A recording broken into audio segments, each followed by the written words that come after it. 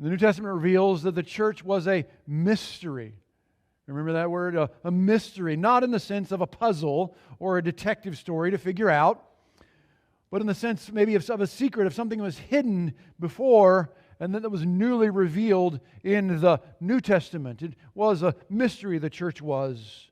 Think about it. I mean, you think, well, the Old Testament did have promises of blessing to all the families of the earth through Abraham's seed, right? That was passed on to Isaac and Jacob.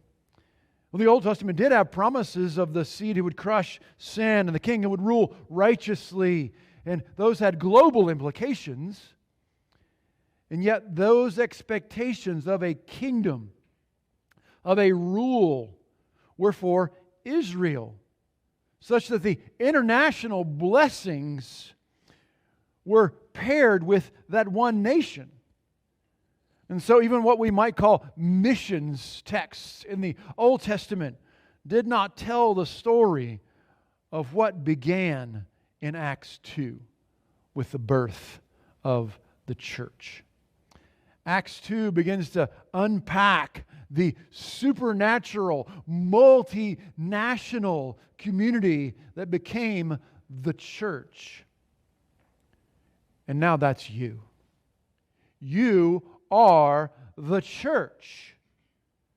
And yet we take so much of that for granted. Maybe you have never known life apart from the church, and that is a marvelous blessing that we don't want to undervalue. Maybe you did not grow up in the church, but you have lived in a time where access to the one true God was not only through one nation on the earth. And so it is likely then that we all underestimate the historical context of this transcendent transformation of this new work of the church. And you are part of that.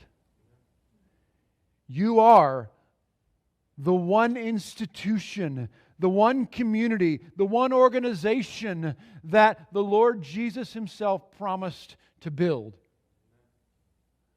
I mean, I say that often. You've likely heard me say that before. We say that often, but I want us to be freshly overwhelmed with the majestic significance and the glorious design that is the church.